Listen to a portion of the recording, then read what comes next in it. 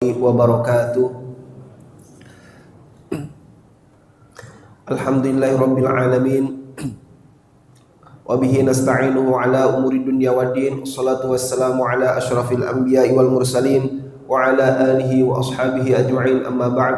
Allahumma salli ala sayyidina Muhammad wa ala ali sayyidina Muhammad kama sallaita ala sayyidina Ibrahim wa ala ali sayyidina Ibrahim innaka Hamidum Majid. Alhamdulillah, pada kesempatan kali ini kita bisa berkumpul dalam rangka melaksanakan sholat ibadah subuh berjamaah, dan mudah-mudahan Allah Subhanahu wa Ta'ala menerima segala amal ibadah yang kita lakukan. Menginjak pertemuan selanjutnya, insya Allah kita akan membahas tema tentang istiqomah, salah satu hikmah dalam hikam yang dikatakan oleh Imam Ibnu Athaillah, kafa min jazaihi iyyaka 'ala ta'ah an radiyaka laha ahla. Ibnu Athaillah mengatakan, cukuplah sebagai balasan Allah atas ketaatanmu ketika engkau melakukan ibadah, cukup balasan dari Allah itu meridhoimu sebagai pelaku ketaatan. Ketika kita melakukan ibadah kepada Allah Subhanahu wa Ta'ala, di samping pahala-pahala Allah yang telah Allah perlihatkan kepada hambanya, maka di sana ada yang lebih penting dari segalanya, yang lebih besar daripada segalanya. Ketika kita melakukan satu ketaatan, lalu kemudian Allah ridho terhadap ketaatan itu, lalu dengan ketaatan satu menimbulkan ketaatan-ketaatan yang lainnya, maka ini adalah pahala yang sangat besar di sisi Allah Subhanahu, di sisi manusia. Bagi manusia ketika melakukan ibadah, lalu kemudian ada motivasi untuk melakukan ibadah-ibadah yang lainnya, ringan melakukan ibadah-ibadah yang lainnya, maka ini cukup sebagai balasan dari Allah Subhanahu wa Ta'ala. Kita melakukan ibadah sholat, dari ibadah sholat kita terjauh dari kemungkaran, kita termotivasi untuk selalu zikrullah, untuk senantiasa membaca Al-Quran. Nah, motivasi ini adalah motivasi yang sangat utama daripada fadilah-fadilah yang lainnya. Nah, ini adalah nikmat dari istiqomah. Ketika kita rajin melakukan ibadah, rajin mendawamkan satu ibadah kepada Allah Subhanahu wa Ta'ala, lalu kemudian Allah berikan kepada hati kita semangat untuk mendawamkan ibadah tersebut, maka ini adalah keutamaan yang luar biasa. Maka tidak usah lagi menggambarkan Allah Subhanahu wa Ta'ala mendengar enggak ibadah kita, Allah Subhanahu wa Ta'ala benar enggak terhadap janjinya ketika kita melakukan ibadah sedekah, diganti enggak dengan ibadah-ibadah yang lain ratusan kali lipat. Ketika sedekah 10.000, Allah Subhanahu wa Ta'ala menjanjikan 10 kali lipat atau sampai 700 kali lipat. Ditunggu, lalu kemudian 3 tunjung datang apa yang telah dijanjikan Allah menurut pandangan manusia. Padahal Allah Subhanahu wa Ta'ala ketika mengganti hamba sedekahnya seorang hamba, tidak hanya dengan harta Allah menggantikannya, bisa jadi dengan kesehatan, bisa jadi dengan solehnya anak, bisa jadi dengan dijauhkan dari kemudaratan. Nah, Allah menggantikan dengan bentuk yang lain yang lebih dahsyat lagi. Tetapi akal manusia yang menangkapnya hanya materi dan materi. Maka daripada menggambarkan itu semua yang bisa terjebak terhadap kekufuran, oh padahal kita rajin ibadah kok datang lagi musibah. Ketika kita sedekah kok enggak apa? Allah tidak memberikan limpahan rezeki yang berlipat ganda, malah diberikan musibah. Daripada kita menalar-nalar fadilah yang kita tidak mampu menalar dan tidak mampu memikirkan karunia Allah Subhanahu wa Ta'ala yang begitu luas, yang begitu banyak, bukan hanya dari materi saja, akan tetapi dari kesehatan, dari yang lainnya Allah limpahkan. Daripada kita memutar otak mana limpahan materi yang Allah turunkan, maka cukuplah bagi kita ketika melakukan ibadah, lalu kemudian kita ada kenikmatan lain dalam ibadah-ibadah yang kita lakukan, nikmat membaca Al-Quran, nikmat qiyamul lail, nikmat melakukan ibadah duha, maka ini adalah tanda dari Allah ridho terhadap ibadah kita, dan ini adalah nikmat yang sangat utama. Maka itu saja yang nikmati. Nah, ketika kita datang ke kajian ilmu, datang ke Rumiyah, datang ke Wihdatul Ummah, lalu dengan datangnya kita termotivasi untuk ibadah yang lain, maka fokus kita memikirkan kenikmatan tersebut. Karena ibadah itu bukan karena kita muda, bukan karena kita sehat, bukan karena kita memiliki harta misalkan, tidak, akan tetapi karena Allah ringankan kaki kita untuk ketaatan kepada Allah Subhanahu wa ta'ala. Maka ketaatan kita adalah nikmat dari Allah Subhanahu wa ta'ala. Maka fokuskan kita terhadap nikmat tersebut. Memperbanyak ibadah, ada motivasi ibadah yang lainnya, maka syukuri ibadah kita.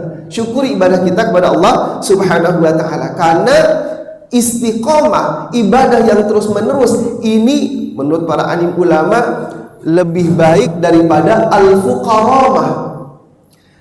Istiqomah, ibadah yang diakhiri dengan ibadah-ibadah yang lainnya, lalu kemudian mempertahankan ibadah tersebut, maka ini lebih baik daripada 1000 karomah, 1000 kewalian, 1000 keutamaan yang diturunkan kepada para aulia. Istiqomah ini sangat dahsyat, luar biasa. Ada salah satu kisah dari Abdullah bin Umi Maktum, seorang sahabat yang memiliki pandangan yang tidak kekurangan dalam pandangannya, dalam fisiknya. Lalu kemudian datang kepada Rasulullah SAW meminta uzur. Ya Rasulullah, aku memiliki kekurangan fisik, tidak memiliki pandangan yang normal seperti yang lainnya. Apakah boleh aku sholat di rumah? Kata Rasulullah SAW, apakah engkau masih mendengar azan? Ya Rasulullah, kalau azan saya masih mendengar. Kalau gitu, ayo kita berkumpul untuk melakukan sholat berjamaah. Maka dari mulai jawaban Rasulullah SAW kepada Abdullah bin Umi Maktum, walaupun pandangannya tidak normal, sulit untuk melihat ketika berjalan menuju masjid, akan tetapi ketika kata Rasul, engkau mendengar azan, maka ayo kita sholat berjamaah. Abdullah bin Umi Maktum terus melakukan sholat berjamaah ke masjid. Apapun kondisinya, ketika ia mampu berjalan, mampu mendengar azan, ia pergi ke masjid. Terus dilakukan setiap harinya. Sampai satu saat ia terjatuh, lalu kemudian mengucurlah darahnya. Sampai dari wajahnya pun berdarah karena jatuh. Lalu kemudian bangun lagi, sholat berjamaah lagi. Setelah jatuh tersebut, setelah kejadian jatuh tersebut, berdarah, keluar darahnya, lalu kemudian ia berdiri lagi, pergi ke masjid, melanjutkan perjalanannya ke masjid. Besoknya ada seseorang yang selalu menuntunnya Abdullah bin Umi Maktum dari rumah ke masjid. Terus dilakukan, dijemputnya Abdullah bin Umi Maktum, diantarnya sampai ke masjid. Besokan harinya datang lagi orang tersebut menjemput Abdullah bin Umi Maktum, dijemputnya, diantarkan ke masjid. Lama-lama Abdullah bin Umi Maktum ini bingung, ini siapa orang ini? Setiap hari kok jemput saya terus. Lalu kemudian Abdullah bin Umi Maktum bertanya kepada orang tersebut, wahai fulan, siapakah engkau? Kenapa engkau setiap hari mengantarkan aku, menjemputku, mengantarkanku ke masjid? Lalu kemudian orang itu mengatakan, aku adalah setan. Abdullah bin Umi Maktum kaget. Bagaimana mungkin setan mengantarkannya, menjemputnya dari rumah untuk pergi ke masjid? Padahal setan, engkau wahai setan, kata Abdullah bin Umi Maktum, ditugaskan untuk menghalangi manusia melakukan kebaikan. Lalu kenapa engkau menjemputku, mengantarku sampai pergi ke masjid? Lalu kemudian iblis itu mengatakan, ingatkah wahai Umi Maktum, Abdullah bin Umi Maktum, ketika engkau perjalanan dari rumah ke masjid, lalu kemudian engkau terjatuh sampai darahmu keluar, lalu kemudian engkau bangkit lagi, melanjutkan perjalanan lagi ke masjid, maka di saat itulah Allah mengampuni setengah dari dosa dalam hidupmu. Maka dari mulai kejadian tersebut, aku selalu menjemputmu, selalu mengantarkanmu ke masjid, khawatir engkau terjatuh lagi, sehingga Allah mengampuni seluruh dosa yang kau lakukan. Maka daripada terjadi hal tersebut, maka aku jemput engkau dan aku antar sampai pergi ke masjid dengan selamat. Itu kata iblis. Saking apa? Saking utamanya istiqomah sampai iblis pun kaget ketika Allah melimpahkan pahala yang begitu dahsyat. Dia rela, dia mau menjemput dan mengantar Abdullah bin Umi Maktum ke masjid karena khawatir ia terjatuh dan ia mendapatkan karunia dari Allah Subhanahu wa taala yang begitu dahsyat. Lalu kemudian kita melihat istiqomahnya Sya'ban yang tidak pernah izin alfa ke masjid. Lalu kemudian ketika di akhir hayatnya kata istrinya, ya Rasulullah, sesungguhnya suamiku tidak pergi ke masjid karena ia telah wafat. Ketika dijenguk oleh Rasulullah dan para sahabatnya, lalu ada 3 perkara yang aku bingung, apa itu maknanya? Ia mengatakan, seandainya aku memberikan yang bagus, seandainya aku memberikan seluruhnya, seandainya aku diberikan jarak yang lebih jauh lagi. Lalu kemudian kata Rasulullah SAW melalui informasi dari Jibril, wahai istrinya Sya'ban, sesungguhnya suamimu ketika di akhir hayat Allah perlihatkan amalan-amalan yang ia lakukan ketika hidupnya. Lalu kemudian ketika diperlihatkan amalan ketika hidupnya, lalu diberikan gambaran tentang pahala yang Allah berikan. Ketika melihat pahala yang Allah berikan begitu dahsyat, ya Allah, wahai Sya'ban, ketika sakaratul maut, wahai Sya'ban, engkau ketika hidup, ketika sehat melakukan ibadah ini, dan ini pahala yang Allah telah yang aku janjikan, kata Allah Subhanahu wa taala. Melihat pahala yang begitu dahsyat yang Allah informasikan kepada Sya'ban atas keistiqomahan Sya'ban beribadah kepada Allah, maka ada penyesalan di hati Sya'ban. Ya Allah, 2 jam perjalanan dari rumah Sya'ban ke masjid, ada penyesalan di hati Sya'ban. Ya Allah, perjalanan segitu saja engkau melimpahkan pahala yang begitu dahsyat.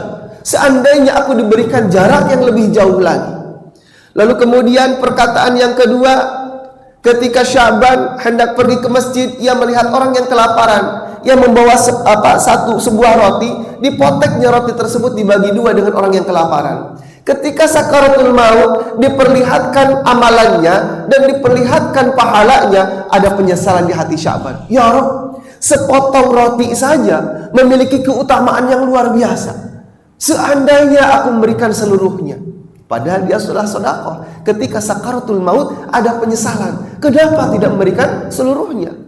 Lalu kalimat yang ketiga ketika sakaratul maut, Sya'ban ini saking rajinnya ke masjid, istrinya bahagia, istrinya bangga, sehingga ia membuatlah pakaian dengan tangannya sendiri, dijahitkan pakaian yang indah, diberikan kepada suaminya. Ayah, ini ini pakaian untuk dipakai ke masjid. Dipakainya oleh Sya'ban pakaian dari istrinya yang bagus luar biasa. Lalu kemudian di Arab itu ketika musim panas, orang-orang Arab ketika musim dingin, orang-orang Arab menggunakan kain yang kedua, gamis yang kedua, yaitu sudah terbuat dari kain wol. Yang penting hangat. Walaupun misalkan kusam, walaupun misalkan tidak bagus, nggak apa-apa, yang penting hangat. Dipakai lapisan kedua. Ketika di tengah perjalanan melihat orang yang kedinginan, dibuka lapisan yang pertama, yang kain wol tersebut, lalu diberikan kepada orang yang kedinginan. Ketika sakaratul maut diperlihatkan amalannya, diperlihatkan pahala yang Allah janjikan, ada penyesalan di hati Sya'ban. Ya Rabb, kain wol yang begitu saja pahalanya begitu luar biasa. Seandainya aku memberikan pakaian yang baru, ada penyesalan di hati Sya'ban.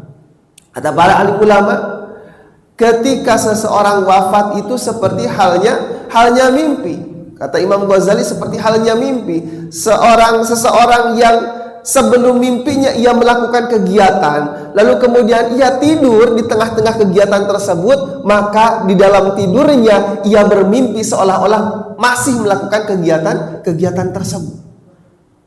Saya lagi bawa mobil, tiba-tiba ngantuk luar biasa. Ketika di Nagreg, udah ngantuk luar biasa, mau melanjutkan perjalanan, takut ketiduran di jalan, khawatir celaka. Lalu kemudian ketika sudah ngantuk luar biasa, saya parkir ke samping, lalu saya berhentikan mobil, saya tidur. Ketika tidur, mobil lewat, saya itu terbayang masih dalam kondisi apa? Kondisi menyetir. Sehingga ketika bis lewat, saya langsung astagfirullahaladzim. Lalu kemudian ketika nengok, oh iya, alhamdulillah saya udah memarkirkan mobil. Hati saya masih nyetir. Karena apa? Sebelum tidur saya dalam kondisi menyetir. Begitu juga dengan sakaratul maut. Ketika seseorang zikrullah, mendawamkan zikir kepada Allah Subhanahu wa taala, hati yang selalu menempel dengan Allah Subhanahu wa taala, hati yang selalu melekat kepada masjid, ingin ke masjid lagi, hati yang dekat dengan Al-Qur'an, maka ketika sakaratul maut dipastikan ia zikrullah, mengingat Allah Subhanahu wa taala. Nah, karena apa? Karena kematian sakaratul maut itu menggambarkan kondisi ketika hidupnya. Sakaratul maut itu ibarat seperti mimpi. Nah, bagaimana caranya agar kita mampu istiqomah, mampu mendawamkan ibadah-ibadah yang kita lakukan kepada Allah Subhanahu wa taala? Nah, yang pertama, Imam Ghazali dalam kitab Ihya-nya mengatakan, ketika seseorang ingin istiqomah, maka Imam Ghazali memberikan apa? Memberikan cara beliau untuk menjaga ibadah kepada Allah Subhanahu wa taala. Yang pertama itu musyaratah, kata Imam Ghazali. Musyaratah ini adalah mensyaratkan apa yang ditangkap oleh akal disampaikan ke dalam hati. Kata Imam Ghazali, musyaratah ini seperti halnya jual beli.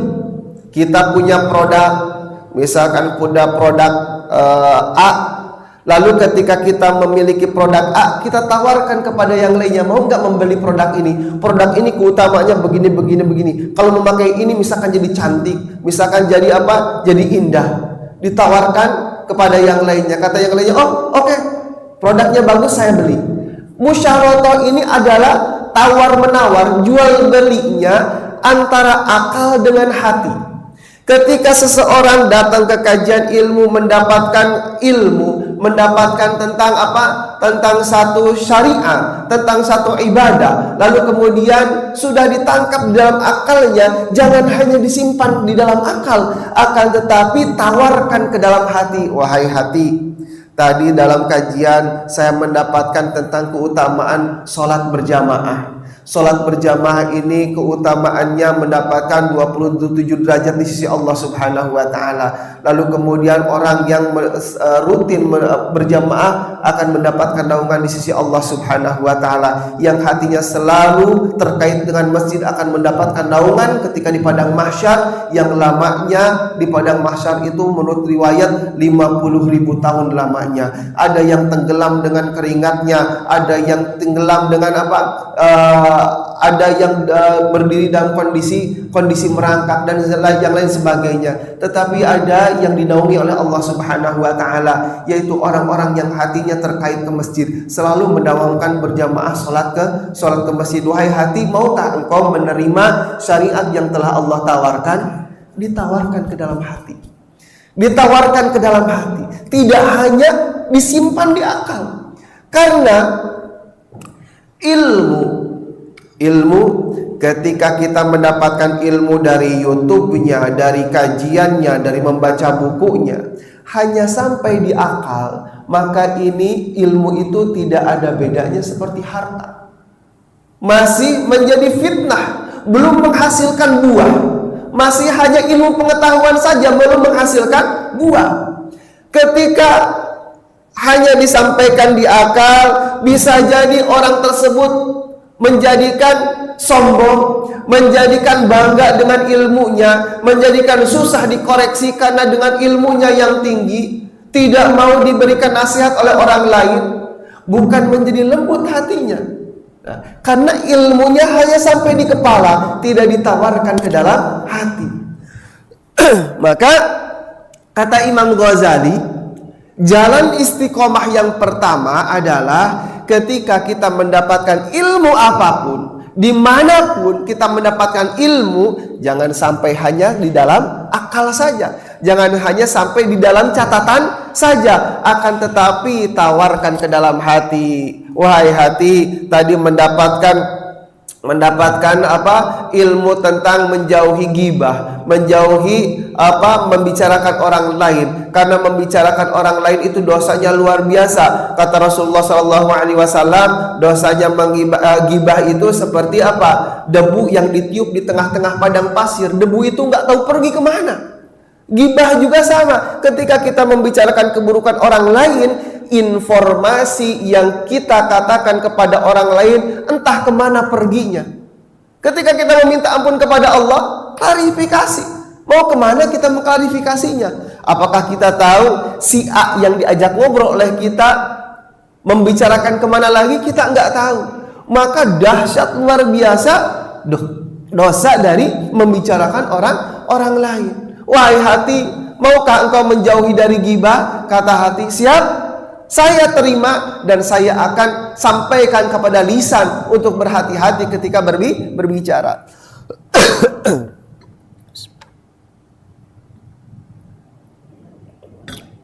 Nah, jadi jangan sampai hanya di pikiran saja, hanya sampai di kepala saja, hanya sampai di catatan saja, akan tetapi musyaratah, tawarkan ke dalam hati.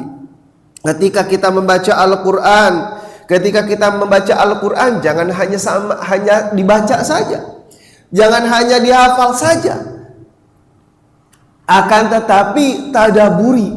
Ketika sudah ditadaburi di dalam hati, lalu tawarkan kepada seluruh anggota badan, mau atau tidak melaksanakannya, ditawarkan. Nah, ini adalah musyaratah. Nah, ini para sahabat ketika bertanya kepada Aisyah radhiyallahu anha, wahai Aisyah radhiyallahu anha, apakah yang paling berkesan engkau bersama Rasulullah sallallahu alaihi wasallam? Kata Aisyah radhiyallahu anha, yang paling berkesan aku bersama Rasulullah yaitu di malam hari ketika Rasulullah datang dari kesibukannya masuk ke dalam rumah, lalu ia duduk di sampingku, menempel kulitku dengan kulitnya, kata Aisyah radhiyallahu anha. Lalu kemudian ketika sudah menempel tersebut, Rasulullah meminta izin kepadaku untuk melakukan sholat qiyamul lail. Lalu kata Aisyah radhiyallahu anha, ya silahkan ya Rasulullah, untuk melakukan sholat malam saja Rasulullah meminta izin kepada istrinya, wahai istriku, bolehkah aku melakukan qiyamul lail, melakukan sholat, mendekatkan diri kepada Allah subhanahu wa ta'ala. Kata Aisyah radhiyallahu anha, tentu saja ya Rasulullah, tentu saja wahai suamiku, dan inilah momen yang aku tunggu, kata Aisyah radhiyallahu anha. Aisyah radhiyallahu anha, sesuatu yang paling berkesan adalah ketika melihat Rasulullah melakukan sholat qiyamul lail. Dilihatnya, dipandangnya suaminya ketika melakukan qiyamul lail.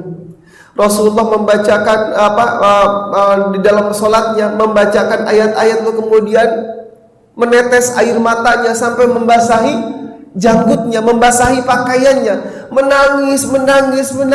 Dan ini momentum yang sangat menakjubkan bagi istrinya, yaitu Aisyah radhiyallahu anha. Lalu kemudian setelah selesai sholat, ada momentum selanjutnya yang sangat berkesan bagi Aisyah radhiyallahu anha. Assalamualaikum. Setelah selesai salam, Rasulullah mendatangi Aisyah, lalu tiduran di pangkuan Aisyah, menangis lagi Rasulullah, menangis lagi, minta ampun kepada Allah subhanahu wa ta'ala. Itu momentum yang sangat berkesan bagi Aisyah radhiyallahu anha. Lalu kemudian tiba-tiba saking nikmatnya melihat Rasulullah ketika mentadaburi Al-Quran, ketika memaknai Al-Quran, tidak terasa tiba-tiba mengetuklah Bilal, ya Rasulullah, sebentar lagi akan datang waktu subuh. Nah, ini kesan ini yang luar biasa bagi Bilal. Jadi Bilal bersama Rasulullah setiap harinya itu begitu. Kadang Bilal mengetuk pintunya mengajak Rasulullah ke masjid, kadang juga sebaliknya, Rasulullah yang mengajak Bilal untuk pergi ke masjid. Kebiasaan ini yang menjadi sesuatu yang luar biasa bagi Bilal. Sampai-sampai ketika Rasulullah wafat, Bilal ini tidak kuat lagi melantunkan azan. Sulit melantunkan azan. Ketika mau pergi ke masjid melihat rumah Rasulullah, ya Allah, Rasulullah sudah tidak ada. Lalu kemudian ketika naik untuk melantunkan azan, terbayang lagi Rasulullah yang selalu menunggu Bilal ketika naik ke tempat yang tinggi. Rasulullah menunggu melihatnya dari bawah. Itu kesan yang luar biasa di hati Bilal. Ketika melantunkan azan dipandangnya Rasulullah, ternyata sudah tidak ada Rasulullah. Maka ketika asyhadu anna Muhammad, pingsan Bilal. Bangun dari pingsannya, melantunkan azan lagi ketika mengatakan asyhadu anna Muhammad, terbayang lagi Rasulullah, pingsan lagi Bilal. Karena kebiasaan itu yang selalu rutin bersama Rasulullah SAW, sehingga menjadi kesan yang luar biasa bagi Bilal. Sehingga udah tidak mampu lagi melantunkan azan, lalu kemudian ia hijrahlah ke Madinah, pensiun dari azannya. Karena apa? Kesannya begitu melekat bersama Rasulullah SAW. Nah, mengetuklah Bilal, wahai Rasulullah, sebentar lagi waktu subuh akan tiba. Rasulullah keluar, wahai Bilal, sebentar lagi subuh akan tiba. Iya ya Rasulullah. Ketika Bilal melihat Rasulullah SAW yang yang merah mukanya karena telah melakukan tangisan yang luar biasa, melakukan tangisan yang luar biasa, kata Bilal, wahai Rasulullah, mengapa engkau menangis? Lalu kata Rasulullah SAW, sesungguhnya aku mentadaburi malam ini aku diturunkan ayat oleh Allah Subhanahu Wa Taala dan aku tadaburi, lalu kemudian aku menangis yang luar biasa. Allah menurunkan surah Ali Imran, kata Rasulullah SAW, ayat 190. Allah Subhanahu Wa Taala berfirman, Inna fi khalqis samawati wal ard wa ikhtilafil laili wan nahar la ayatin liqaumi ya'qilun. Sesungguhnya dalam penciptaan langit dan bumi dan dalam pergantian malam dan siang, dan di dalam tersebut terdapat tanda-tanda kebesaran Allah Subhanahu wa Ta'ala. Lalu kemudian kata Rasulullah SAW, alangkah rugi dan celakanya orang-orang yang membaca ayat ini tetapi tidak mentadaburi dan memikirkannya dan tidak merenungkan apa yang dikandung dalam ayat-ayat tersebut. Alangkah rugi, kata Rasulullah SAW. Al-Quran ini ketika ditadaburi luar biasa. Kalau dulu kita kalau membaca sirah, kayaknya kita masa sih orang yang membaca Al-Quran, lalu kemudian seperti sahabat Rasulullah ketika diumumkan siapa yang mau memperkenalkan Al-Quran pertama kali kepada kafir Quraisy. Lalu kemudian kalau tidak salah Ibnu Mas'ud mengacungkan tangan, saya Rasulullah, saya yang berani memperkenalkan bacaan Al-Quran di hadapan orang-orang kafir Quraisy. Kata Rasulullah, jangan engkau, saya mencari orang-orang yang memiliki dekengan yang kuat, memiliki jabatan yang tinggi. Ketika orang itu punya dekengan, ketika orang-orang kafir Quraisy melemparinya, ia punya sandaran, punya yang menjaga. Kata Ibnu Mas'ud, ya Rasulullah, jangan khawatir, sesungguhnya walaupun aku tidak memiliki kedudukan, aku memiliki Allah Subhanahu wa Ta'ala. Aku bersama Allah Subhanahu wa Ta'ala. Ketika itu maka dipersilahkan. Lalu membacakan, kalau tidak salah, surah Ar-Rahman. Dibacakan surah Ar-Rahman. Lalu kemudian ketika nikmatnya orang-orang kafir Quraisy membacakan lantunan Al-Quran, di tengah-tengah surah Ar-Rahman itu tersadar, apa yang ia baca? Oh, ini yang ia baca adalah Al-Quran. Diambilnya batu, dilemparnya sahabat Rasulullah SAW sampai berlumuran darah. Dengan berlumuran darah, apakah ada kesedihan? Apakah ada ketakutan dari sahabat tersebut? Ternyata datang kepada sahabat, wahai para sahabat, dengan bangganya, aku telah memperkenalkan Al-Quran pertama kali kepada kafir Quraisy. Dengan berlumuran darah, para sahabat, astagfirullah, ini yang aku takutkan. Engkau dilempari dan engkau tidak ada yang membela. Kata sahabat tersebut, nggak usah takut. Sesungguhnya aku bahagia telah melakukannya. Seandainya kalian minta ini besok untuk melakukan hal yang sama, aku akan melantunkan Al-Quran kedua kalinya. Kata Rasulullah, sudah cukup. Karena apa? Sudah nikmat Al-Quran dalam hatinya. Ketika membaca sirah tersebut, masa iya dengan membaca Al-Quran menjadi kenikmatan dalam hati sampai-sampai dilempar pun tidak merasakan sakit. Maka kita bisa melihat di YouTube orang-orang Palestina. Jangankan orang tuanya, jangankan ibundanya, anaknya yang masih kecil, ketika makanan di stop, obat-obatan di stop, anak-anak harus dijahit kakinya, dioperasi tanpa bius karena obat-obatan tidak ada. Apa yang anak kecil ini lakukan untuk menahan rasa sakitnya?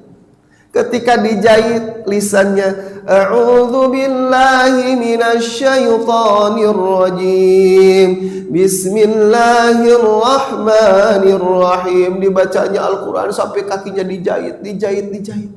Luar biasa. Tidak ada ketakutan dalam anak tersebut. Bahkan anak-anak Palestina ketika bermain di atas lubang yang begitu panjang, lalu kata wartawan ditanyakan, sedang bermain di mana engkau? Sesungguhnya aku sedang bermain di tempat yang aku bermain di atasnya dan sebentar lagi aku dikuburkan di dalamnya. Enggak ada rasa takut. La khaufun alaihim walahum yahzanun. Bagi orang-orang yang mendawamkan ibadahnya disampaikan ke dalam hati, dilakukan dengan anggota badan, maka tidak ada ketakutan dan tidak ada kesedihan. Nah, lalu kemudian para alim ulama pun mengatakan, sesungguhnya kuwatul iman wa kasratuz zikir turisu kuwatul badan. Sesungguhnya kekuatan iman dalam kitab Ad-Da' wa Dawa, kekuatan iman di dalam hati dan banyaknya zikir akan mewariskan kekuatan badan. Akan mewariskan kekuatan bagi badan. Ibadah yang kita lakukan sekali lagi bukan karena kita masih muda, bukan karena kita masih sehat, bukan karena kita masih memiliki misalkan harta dan sebagainya, akan tetapi ibadah kita menjadi kuat kita melakukannya, menjadi ringan kita melakukannya karena kekuatan iman di dalam hati dan banyaknya zikir yang kita sebutkan, yang kita dawamkan. Jadi ketika kekuatan iman di dalam hati, apapun yang kita lalui menjadi ringan. Syariat apapun yang Allah turunkan maka menjadi ringan. Ketika Rasulullah di satu malam Allah turunkan, ya ayyuhal muzammil qumil laila illa qalila nisfahu aw yanqus minhu qalila aw zid alayhi warattilil qur'ana tartila inna sanulqi alayka qawlan thaqila. Kata Allah Subhanahu wa ta'ala, wahai orang yang berselimut, sesungguhnya di malam ini aku akan turunkan syariat yang bisa jadi syariat ini menjadi beban bagi pundakmu. Maka untuk meringankan hal tersebut, aku berikan pesan kepadamu untuk mendirikan sholat di tengah malam dan membaca akan Al-Quran, karena dengan hal tersebut akan meringankan beban di pundakmu. Ketika Allah akan menurunkan wahyu, menurunkan syariat yang bisa menjadikan beban di pundak Rasulullah dalam menyampaikannya, maka Allah berikan bekal kepada Rasulullah dengan mendirikan qiyamul lail, lalu mendirikan membaca Al-Quran, maka itu yang akan meringankan di pundak Rasulullah Sallallahu Alaihi Wasallam. Nah, Jadi ketika kita zikir mensyaratkan ke dalam hati sehingga ada keteguhan iman, syariat apapun yang Allah turunkan mudah kita lakukan dan merasa nikmat terhadap syariat yang telah Allah turunkan. Salatnya nikmat, sedekahnya nikmat, hajinya nikmat, umrohnya nikmat, qiyamul lailnya nikmat, membaca Al-Qur'annya nikmat. Apapun yang ia lakukan ada kenikmatan di dalam hatinya, itulah yang disebut dengan halawatul iman, kenikmatan dari iman. Nah, sehingga kekuatan dari iman akan mewariskan kekuatan bagi badan. Lalu kemudian yang kedua, tadi ada musyaratah. Yang kedua ada muraqabah. Setelah musyaratah kita lakukan, setiap apa yang kita dapatkan, ilmu yang kita dapatkan dari kajian atau dari yang lainnya disampaikan ke dalam hati. Wahai hati, maukah kau melakukan syariat Allah Subhanahu wa taala?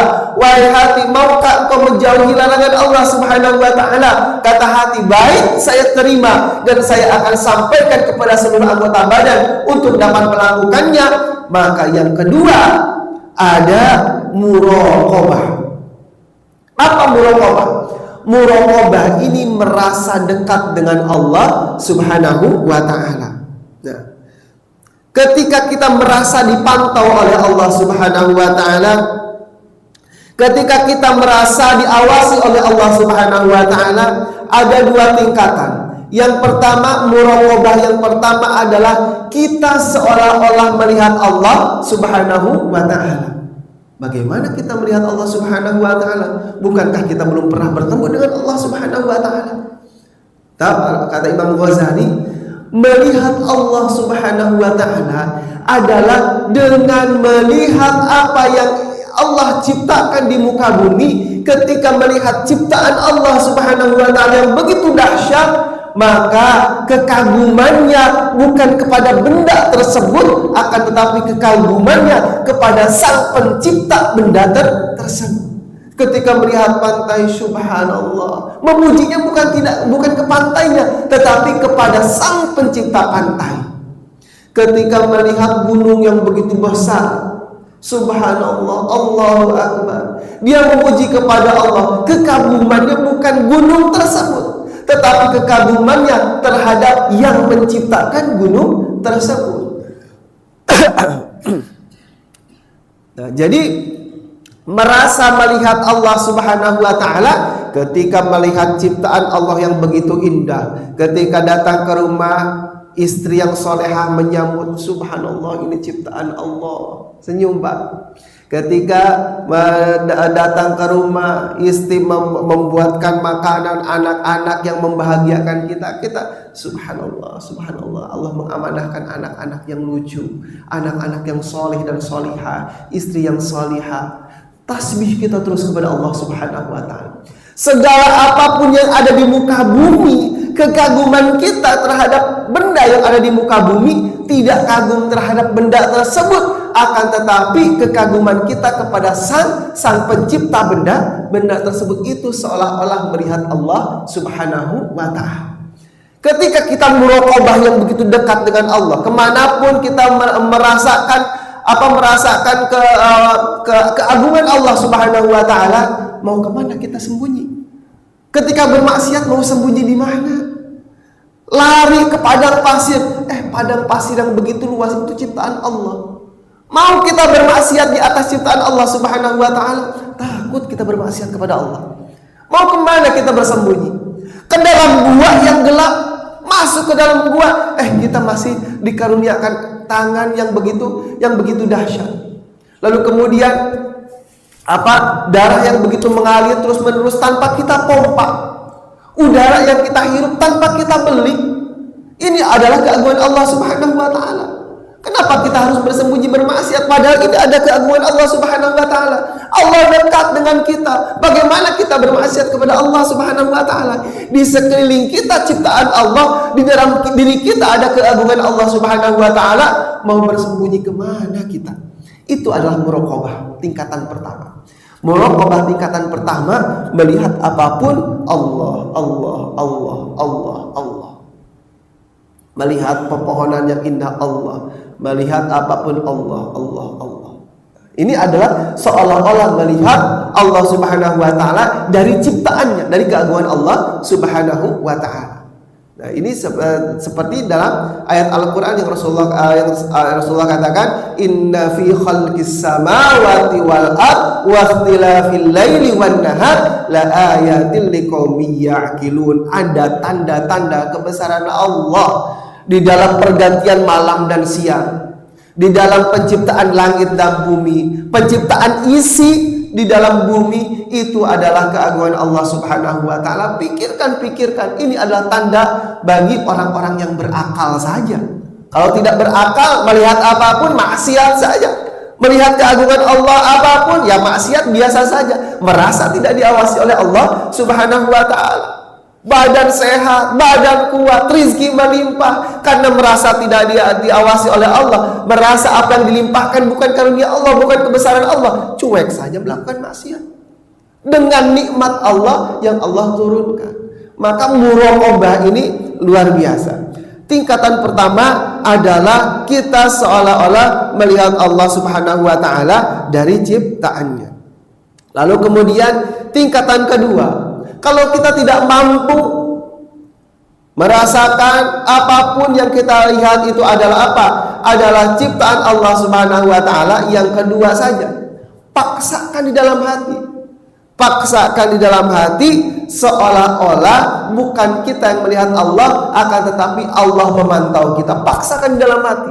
Ada hadis Rasulullah, sesungguhnya Allah lebih dekat daripada urat leher seorang hamba. Maka itu tanamkan di dalam hati, Allah dekat, Allah dekat. Paksakan. Kalau hal pertama, yang pertama, tingkatan pertama itu spontan. Setiap melihat keindahan apapun, subhanallah, langsung kepada sang penciptanya. Kalau yang kedua, tingkatan kedua, itu dipaksakan di dalam hati. Jangan maksiat, Allah dekat. Jangan maksiat, Allah dekat. Jangan maksiat, Allah melihat. Nah, jadi dipaksakan di dalam hati. Ini muraqabah yang kedua. Iya, cepat banget ya. Lalu yang ketiga, tingkatan ketiga adalah muhasabah. Tadi yang pertama adalah musyaradah, tawarkan ilmu yang di dalam akal, ditawarkan ke dalam hati, kata hati, oke, saya lakukan dan saya terima dan saya akan sampaikan kepada seluruh anggota badan agar mampu melakukan ibadah tersebut, disampaikan ke dalam hati. Setelah di dalam hati disampaikan, dilakukan oleh anggota badan, dipantau dengan muraqabah, seolah-olah dengan dilihat oleh Allah Subhanahu wa taala. Setelah merasa dilihat oleh Allah atau merasa melihat Allah Subhanahu wa taala dari keagungannya, yang ketiga adalah muhasabah. Muhasabah ini mengoreksi. Muhasabah ini ketika dalam kerja, selesai kerja ada tutup buku, lalu kemudian mengevaluasi. Udah cepet ya. Nah, muhasabah ini mengevaluasi. Ketika kita sebelum tidur rajin mengevaluasi, Imam Ghazali tidak akan lelap tidurku sebelum aku muhasabah, mengevaluasi apa yang telah aku lakukan dari bangun tidur sampai tidur kembali. Imam Ghazali terbiasa seperti itu, muhasabah. Karena kalau tidak muhasabah, kata alim ulama, al-yauma amalun wala hisab wa ghadan hisab wala amal. Sekarang ini adalah beramal tanpa dihisab. Tetapi kelak di akhirat dihisab tapi sudah tidak bisa beramal lagi. Ketika kita mengevaluasi sekarang, maka sekarang ketika sudah mengevaluasi masih kita beramal, masih bisa beramal, masih bisa memperbaiki diri kita. Oh iya, tadi pagi melakukan maksiat, ya Allah, astagfirullahaladzim, besok saya akan berhenti dari maksiat tersebut, bisa memperbaiki. Tetapi kelak di akhirat kita dihisab tetapi tidak bisa beramal lagi, tidak bisa memperbaiki diri lagi. Maka ini pentingnya adalah evaluasi setiap hari, muhasabah. Nah, lalu kemudian kata alim ulama, at-tafakkuru ibadatun min sifatil awliya'il arifin. Tafakkur, muhasabah, mengevaluasi adalah sifat-sifatnya para aulia Allah, para wali-wali Allah Subhanahu wa ta'ala. Nah, Kata para alim ulama juga, barang siapa yang rutin menghisab, mengevaluasi di dunia, maka hal tersebut yang akan meringankan hisab di yaumil akhirat. Kita takut di akhirat dihisab catatan amal. Ya Allah, maksiat begitu banyak. Maksiat yang tidak terasa begitu banyak. Karena dosa yang paling besar, dosa yang paling dahsyat, bukan yang berzina lalu kemudian bertobat, bukan yang meminum khamar lalu bertobat kepada Allah Subhanahu wa taala, akan tetapi dosa yang kecil lalu di dalam hati kita sudah terbiasa, sudah karena terbiasa dan sudah tidak merasakan, itu adalah hal dosa lagi. Ketika kita gibah, enak saja kita membicarakan orang lain, bahkan perkumpulan tanpa membicarakan orang lain tuh garing misalnya. Hambar banget ngumpul nih, nggak ngomongin orang lain, nggak seru kan? Sudah tidak terasa hal tersebut adalah dosa karena sudah terbiasa, dan ini adalah dosa yang sangat besar di sisi Allah Subhanahu wa taala. Ketika dosa kecil lalu kemudian tidak merasa dosa karena jarang mengevaluasi, perkataan kita jarang dievaluasi, kita menyinggung orang lain aja biasa saja karena tidak dievaluasi, besoknya diulang lagi, dan menjadi sesuatu yang biasa saja. Ini dosa yang sangat dahsyat karena sudah tidak merasa dosa, diulang lagi, dan ini akan menumpuk semakin besar karena jarang evaluasi. Caranya bagaimana? Caranya agar kita tahu kita sering evaluasi atau tidak. Tanya kepada, kalau kita ditanya, Bu atau Bapak, tahu nggak si A itu orangnya gimana? Kita dengan lantangnya, orang si A ini adalah orangnya begini, keluarganya begini, istrinya itu begini, anaknya sekolah di sini. Kita hafal dari A sampai Z. Tapi ketika ditanya, Bapak atau Ibu ini sifatnya seperti apa? Saya sifatnya ya begini, saya ini orangnya ya begini orangnya. Bingung kita mensifati diri kita. Kenapa? Karena kita jarang evaluasi. Ketika mengevaluasi orang lain, kita hafal dari A sampai Z. Tetapi ketika kita harus menilai diri sendiri, saya bagaimana ya? Saya kekurangannya apa ya? Kita tidak tahu kekurangan diri kita karena jarang evaluasi. Ketika disuruh mengatakan kekurangan orang lain, kita hafal. Bahkan bukan hanya orang tersebut, kekurangan dari keluarga orang tersebut kita hafal. Tetapi ketika kita ditanya kekurangan bapak itu apa, kekurangan ibu itu apa, kekurangan saya berasanya nggak ada kekurangan. Saya sering pergi ke masjid, saya sering pergi ke kajian. Lalu kekurangan saya apa? Nggak merasa. Ketika istighfar, Astaghfirullahaladzim, ya Allah aku minta kepadamu, ya Allah aku minta ampun kepadamu. Ketika kita minta ampun kepada Allah Subhanahu wa taala, itu bersihkan di dalam hati kehilapan kita, kesalahan kita di dalam hati. Istighfar itu meminta ampun sampai hati ini mengakui kesalahan yang dilakukan oleh dirinya. Tapi kita kalau istighfar sulit ya. Ya Allah, salah saya apa ya? Ya Allah, dosa saya apa ya? Astagfirullahaladzim, astagfirullah. Saya istighfar untuk apa ya? Untuk dosa yang mana ya? Sulit kita memikirkan dosa yang telah kita lakukan. Dari pagi saya melakukan dosa apa ya? Aduh, karena kita tidak terbiasa mengevaluasi. Dan ini yang akan memberatkan hisab di yaumil qiyamah. Harta kita dihisab, tetapi kita jarang memikirkan, ya Allah, harta kita tadi digunakan untuk apa? Ya Allah, harta yang kita keluarkan kepada anak itu niatnya untuk apa? Niatnya untuk dia mencari ilmu karena Allah, atau untuk mencapai jabatan, atau untuk apa? Jarang dievaluasi. Evaluasi itu setiap hari, karena setiap apapun akan dipertanggungjawabkan di sisi Allah Subhanahu wa taala. Evaluasi kita di dunia akan meringankan evaluasi ketika yaumil hisab, Lalu yang keempat, terakhir sedikit lagi, ada musyaratah, muraqabah. Lalu kemudian yang ketiga yang ketiga muhasabah. Yang keempat muaqabah. Nah, muaqabah ini memberikan sanksi. Kita diberikan sanksi.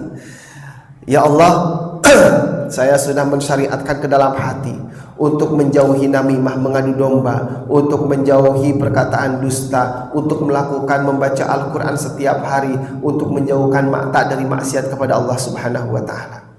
Lalu kemudian mengevaluasi, kemudian di satu hari kita lupa melakukan maksiat tersebut, maka berikan sanksi kepada diri. Mata yang hilap melihat maksiat, melihat kemungkaran, maka berikan sanksi. Mata, aduh hati-hati mata, tadi kamu ngelihat apa pagi-pagi? Ibu-ibu lagi jalan-jalan, lagi lari, lagi olahraga, kamu wahai mata maksiat wahai mata. Lihat, malam ketika engkau ngantuk, saya akan buka mata saya dan saya akan melakukan qiyamul lail, membaca Al-Quran sampai engkau lelah wahai mata. Memberikan sanksi kepada mata. Hai perut, tadi engkau memakan sesuatu yang syubhat, belum tentu punya siapa, tapi kau dengan mudahnya memakan makanan yang belum jelas dari mana makanan tersebut. Wahai perut, hati-hati, engkau tidak berhati-hati ketika memakan makanan yang engkau makan, maka besok wahai perut, saya akan berikan kelaparan, saya akan berikan rasa lapar, yaitu dengan melakukan ibadah puasa sunnah. Berikan sanksi kepada perut. Hai kaki, tadi dengan mudahnya engkau berjalan dalam kemaksiatan kepada Allah. Mudah banget maksiat kepada Allah wahai kaki, ringan banget engkau ketika maksiat, tetapi ketika ke dalam ibadah, sholat, kajian, kau begitu susah. Wahai kaki, lihat ketika engkau mudah dalam melakukan maksiat, dalam melakukan kekufuran kepada Allah, tidak bersyukur kepada Allah, lihat akan aku beri sanksi, akan aku lelahkan engkau wahai kaki dengan berjalan dalam ibadah kepada Allah Subhanahu wa Ta'ala. Beri sanksi. Nah, ketika kita mudah memberi sanksi lisan, perut, telinga, maka akan apa? Akan memperbaiki diri kita, mengevaluasi dan merubah diri kita menjadi lebih baik. Lalu kemudian yang terakhir, mujahadah. Mujahadah ini bersungguh-sungguh sudah dapat ilmu ini, tulis tidak di kamarnya atau di ruang tamu. Yang harus dilakukan rutin setiap hari adalah musyaratah. Segala sesuatu yang diterima oleh akal, yang diterima oleh pikiran, sampaikan ke dalam hati dan lakukan oleh anggota badan. Lalu yang kedua harus apa? Harus muraqabah, merasa melihat Allah atau merasa dilihat Allah Subhanahu wa Ta'ala. Lalu yang ketiga harus ada muhasabah. Lalu yang keempat muaqabah. Lalu yang kelima adalah mujahadah. Tulis di dalam rumah, mujahadah, gigih kita dalam melaksanakan ketaatan kepada Allah Subhanahu wa Ta'ala. Evaluasi setiap hari, jangan lelap tidur kecuali kita mengevaluasi apa yang telah kita lakukan setiap hari. Sulit, tetapi ya kita coba lagi, lupa coba lagi. Nah, mujahadah. Bagaimana agar kita mujahadah dalam hati? Memperbanyak mengingat mati. Dengan memperbanyak mengingat mati akan memberikan motivasi ke dalam diri kita. Orang-orang Afrika ketika memakai sorban di atas kepalanya yang tebal sampai ke atas, itu bukan sorban, tetapi kain kafan yang akan dijadikan kafan ketika ia meninggal. Dilipatkan di atas kepalanya sebagai pengingat mati, untuk mengingat mati. Maka insya Allah dengan menjalankan yang 5 ini akan menjaga keistiqomahan kita beribadah kepada Allah Subhanahu wa Ta'ala. Baik, sampai sini ada yang mau ditanyakan? Silakan.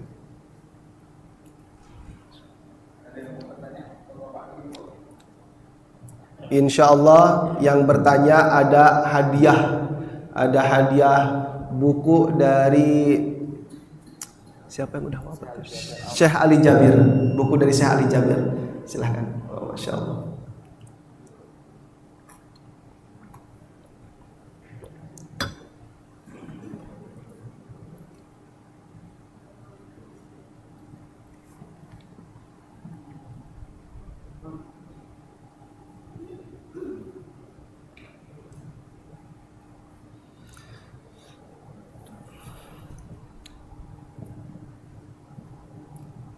Assalamualaikum Ustaz. Waalaikumsalam warahmatullahi wabarakatuh. Terima kasih. Bagaimana bagaimana kita sikap kita ataupun cara kita menegur seseorang kalau dia sedang menggibah seseorang, bagaimana sikap kita untuk agar dia tidak tersinggung dengan apa yang tidak kita sampaikan, bahwa itu adalah sesuatu yang gibah. Oh ya, baik. Ya, Masya Allah. Ketika ada seorang yang gibah, bagaimana cara kita menegur agar orang itu tidak tersinggung? Nah, berbagai macam cara. Kalau saya pribadi, ketika ada orang yang menggibah, kita dengan bercanda. Kalau saya dengan pergi menjauh, atau misalkan saya membacakan Allahumma, ketika yang dibicarakannya laki-laki, Allahumma gfir lahu warhamhu wa'afihi wa'afu anhu, dengan perkataan itu, oh iya, itu kan kafarah dalam bergibah. Dengan bercanda saja insya Allah akan paham gitu, atau kita nggak dengar gitu, dengan isyarat bercanda, tapi kita dengan niat dakwah, atau dengan niat menegur dengan bercanda, insya Allah bagi orang yang mendengar dengan bercandaan kita nggak sakit hati, insya Allah orang tersebut akan oh iya, kita sedang melakukan ghibah, atau kita membacakan doa tadi, Allahumma gfir laha warhamha, sampaikan kepada orang tersebut sampai tersenyum, sampai biasa sampai bercanda. Niat kita bukan berdakwah, niat kita hanya berdakwah untuk diri kita. Allahumma gfir laha warhamha wa'afiha sampai tersenyum, maka insya Allah yang mendengar pun tidak akan tersinggung. Jadi, atau kalau tidak bisa, susah nih, takutnya kesinggung, sudah kita minta izin untuk keperluan apa dan apa. Kita minta izin saja untuk pergi dari perkumpulan tersebut. Nah, jadi kita tidak bisa ketika kita berdakwah dengan kita pergi, karena dengan kita pergi adalah dakwah dengan apa? Dengan sikap. Kalau misalkan tidak dengan tangan, kata Rasulullah, dengan kekuasaan, dengan apa? Tidak mampu dengan tangan, dengan lisan. Tidak mampu dengan lisan karena takut menyinggung, maka hati saja ingkar dan kita pergi dari tempat tersebut. Nah, izin Bu, mau pergi kemana, dengan minta izin. Dengan hal tersebut, maka menjauhkan diri kita dari ghibah dan orang yang maka ketika kita pergi, oh ibu itu pergi ya ketika kita membicarakan itu, oh jangan-jangan ibu ini nggak suka dengan pembicaraan kita, dia introspeksi diri. Mereka itu akan introspeksi diri dengan sendirinya. Jangan malah kita masa Bu, nah dengan masa ini bahaya, makin panjang lagi. Oh iya betul begitu, panjang lagi itu. Jangan nanya. Kalau hal tersebut dengannya udah diam lalu pergi. Kalau misalkan tidak bisa bercanda dengan membacakan doa kafarah dalam ghibah, maka kita pergi. Nah, nggak usah nanya. Nah, baik. Ada pertanyaan kedua? Iya, silakan. Assalamualaikum warahmatullahi wabarakatuh. Waalaikumsalam warahmatullahi wabarakatuh. Wa jazakillahu khair. Ini misalnya kita sudah istiqomah di Ustaz, Iya. tiba-tiba itu ada rasa kultur gitu. Iya. Kita sudah tahu prinsipnya gitu. Itu bagaimana Ustaz? Terus yang kedua, bagaimana untuk mengajarkan anak-anak kita itu supaya istiqomah Ustaz? Baik.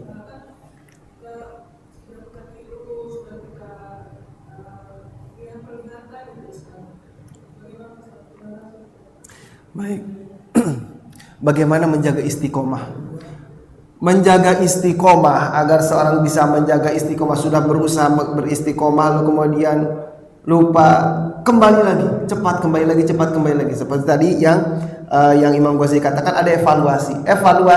Kalau misalkan kita lupa mendawamkan satu amalan yang sebelumnya kita lakukan, evaluasi, perbaiki dan berikan sanksi kepada diri kita. Kita buat saja, besok saya akan berpuasa karena telah melakukan tidak syukur nikmat atau tidak yang lainnya. Kita berpuasa, tahan diri untuk hanya menjaga nikmat makan saja dari Allah Subhanahu wa taala agar bisa bersyukur nikmat. Nah, itu memberikan sanksi kepada diri.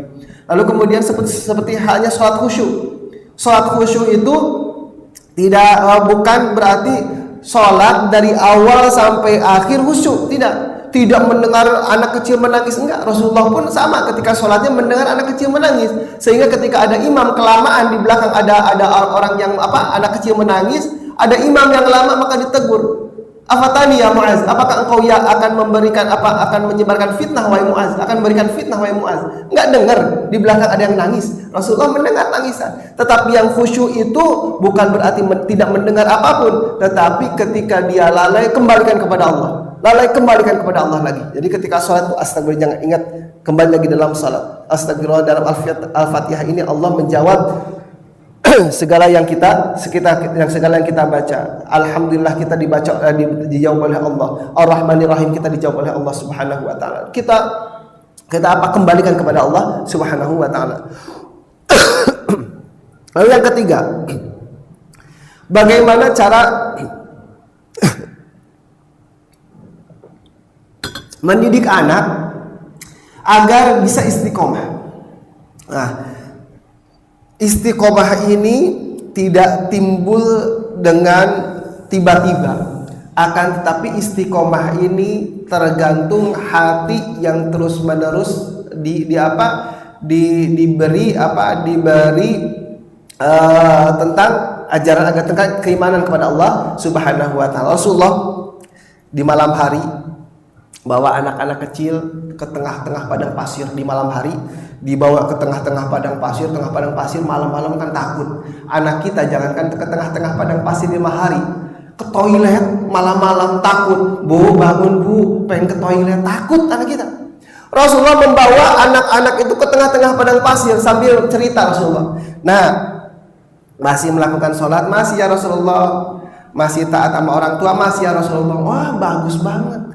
Kalau sudah menjaga sholat, taat sama orang tua, Allah itu suka banget. Allah itu sangat dekat. Bahkan Allah akan menjaga diri kita dari bahaya apapun. Ketika kita menjaga Allah, maka Allah akan menjaga kita. Enggak usah takut apapun. Enggak usah takut apapun ketika kita rutin ibadah zikir kepada Allah, maka Allah akan menjaga kita. Ketika kita datang kepada Allah dengan berjalan, Allah berlari.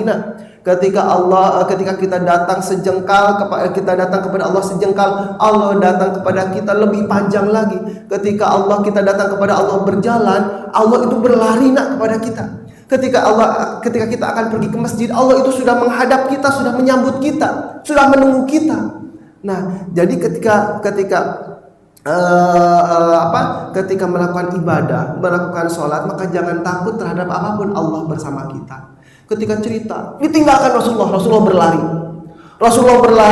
Pertama anak-anak itu bingung, langsung mengejar Rasulullah karena takut. Di tengah-tengah padang pasir gelap, mengejar Rasulullah. Lama-lama dilatih, mereka sudah tidak ada takut lagi, sudah merasa dekat dengan Allah Subhanahu wa taala. Jangankan masalah hantu ya Bu, masalah hantu uka-uka, jangankan masalah hantu, jihad fisabilillah, pedang saja bagi anak-anak di zaman Rasulullah, bahkan di zaman sekarang di Palestina sudah tidak takut lagi mereka. Karena apa? Keimanan di dalam hatinya sudah kuat. Enggak usah takut ketika ayah ibu sudah tiada. Ibu meninggal lebih dulu, ayah meninggal lebih dulu, enggak usah takut. Ibu ini ada batasnya ketika menjagamu, tetapi Allah tidak ada batasnya. Ketika ibu tertidur, ayah tertidur, ayah dan ibu tidak bisa menjagamu. Yang menjagamu ketika tidur Allah. Ketika kamu tertidur, kamu jatuh dari ranjang karena ibu pun tertidur. Ibu nggak bisa menjagamu 24 jam. Yang bisa menjagamu hanyalah Allah Subhanahu wa taala.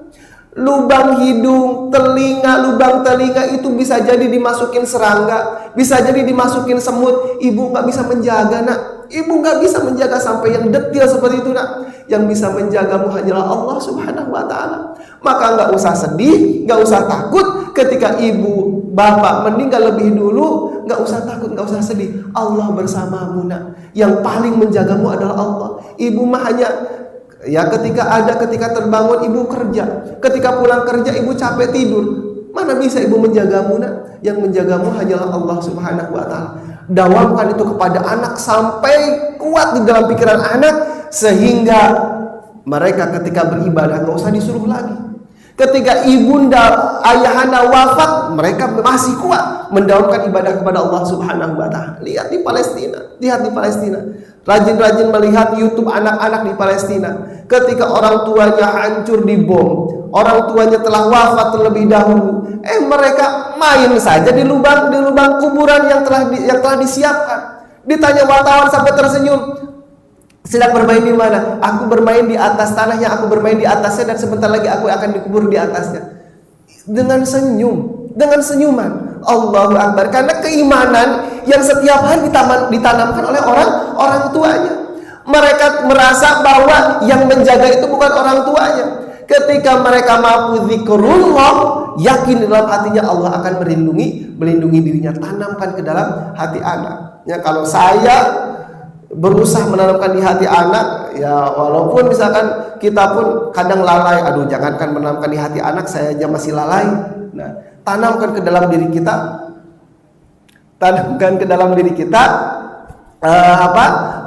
keimanan kepada Allah Subhanahu wa taala. Setelah ditanamkan, lalu tularkan ke anak. Ketika ada musibah, jangan ngeluh di depan anak-anak. Jangan pernah mengeluh di depan anak-anak, apalagi bertengkar di hadapan anak-anak. Oh, itu sudah merusak ketawakalan anak-anak. Akan merusak ketawakalan. Oh enggak, ayah ibu saja ketika ada masalah panik. Ayah ibu saja ketika ada masalah bertengkar. Nah, sudah tidak ada tawakal lagi di hati anak. Mencontoh dari orang tuanya. Karena sekolah yang paling utama, kata Rasulullah, ibu itu adalah madrasatul ula. Mau sekolah dimanapun, semahal apapun, maka akan kembali kepada sosok ibu. Madrasatul ula. Madrasatul ula. Ya itulah. Jazakillah khair. Alhamdulillah, mudah-mudahan kajian yang singkat ini bisa menambahkan sedikit ketakwaan dan keimanan kepada Allah Subhanahu wa taala. Mudah-mudahan Allah karuniakan istiqomah kepada hati kita. Ya Allah, cukuplah pahala ibadah yang Engkau berikan kepada kami. Dengan melakukan ibadah adalah dengan menurunkan semangat ibadah-ibadah selanjutnya, semakin menjaga ketaatan, semakin menjaga ibadah kepadamu ya Rabb. Jazakumullahu khairan ala husni istimaikum. Lakum minni al-hubbu wa du'a. Assalamualaikum warahmatullahi wabarakatuh.